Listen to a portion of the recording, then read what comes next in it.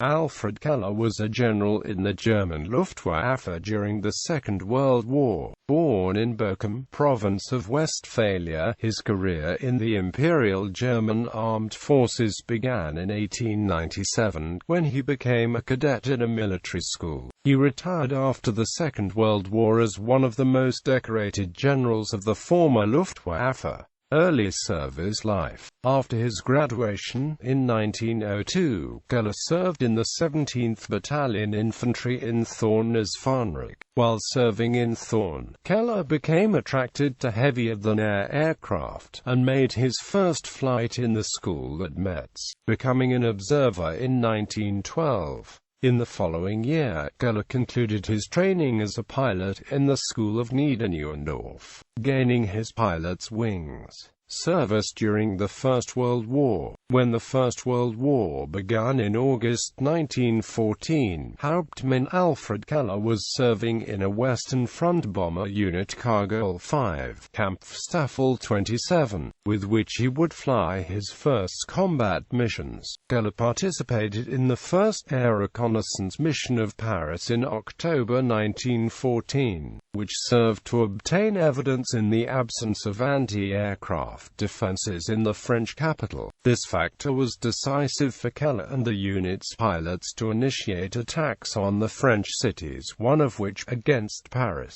gaining for him the Cross of Iron Second Class.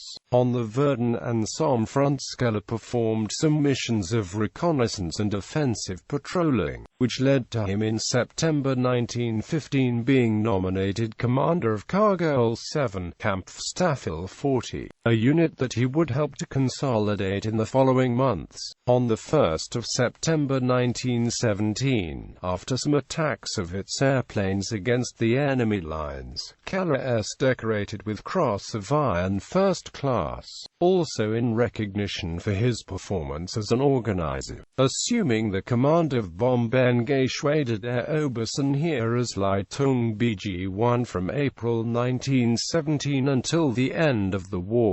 Keller's unit became the first German bombers to operate night missions, which was noted for the missions against Dunkirk and the British forces concentrated there. With his sudden delivery in the silence of the night of 100,000 kilograms of bombs on the port, causing considerable damage in September 1917 and forced a British retreat to Calais. For planning, organization and leadership in this attack and others, he was decorated with the Cross of the House Order of Hohenzollern with swords, and on the 4th of December 1917, with the even more desirable Order pour le Mérite. On the night of 30-31 January 1918, Keller, in spite of the fierce anti-aircraft opposition, again attacked Paris, causing a great panic in the civilian population. The pilots of Bochum 1 returned safely, though. These multiple attacks by Keller on Paris would compel the French to remove some anti-aircraft batteries from the front and use them in the defense of the city. Promotions.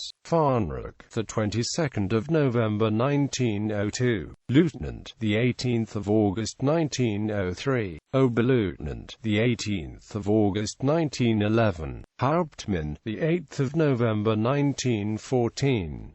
Character als Major, the 16th of January 1920.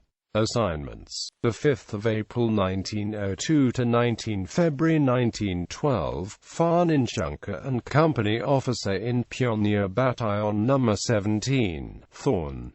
1912 to 1914, transferred to the Engineer Inspectorate and admitted to fortifications in Wilhelmshaven, 1912-1913. At the same time, underwent aerial observer training. 1913 to 1 August 1914, pilot training and pilot at Flying Station Darmstadt. The 2nd of August 1914-1915, commander of Feldflieger Abteilung 27. 1915 – 1916, Commander of Army Flag Park 5, 1916, Commander of Army Flag Park 1, 1916 to 31 March 1917, Commander of Feldflieger Abteilung 40, the 1st of April 1917 to 1 December 1918, Commander of Bombengeschwader of the Army High Command, the 1st of December 1918 to 16 January 1920, on leave. Interwar activity. The end of First World War found Keller in command of the Luftreederei, a logistics unit. In the years following the armistice, Keller left the army and became first director, conductor of the Abteilung Luftverkehr der Junkerswerke, ground air service of the German Air Shipping Company, the first German airline founded by Hugo Junkers. In 1923, he changed direction of his business by offering air shipping company services and was a managing director in Danzig, offering airmail service in Germany for the first time. During 1925, Keller operated an air traffic control school in Berlin, but in 1928 moved it to Braunschweig. Here he began, as a means of resistance to Allied conditions of armistice, the secret training of new military pilots, and he would be one of the first men called by Hermann Göring to help in the reconstruction of the Luftwaffe, as soon as the Nazis had assumed power in 1933. With the organization of the Luftwaffe, Keller was commissioned with the rank of Oberst, and assumed the command of the 1st Bomber Squadron. During the winter of 1936, KG 154, Boelke. Soon after, he was appointed commander of the Air Force Command East Prussia. Service during the Second World War. In September 1939, when the Second World War began, the then General Alfred Keller commanded the IV Fliegerkorps during campaign in Poland, assuming this command on 13 October 1939.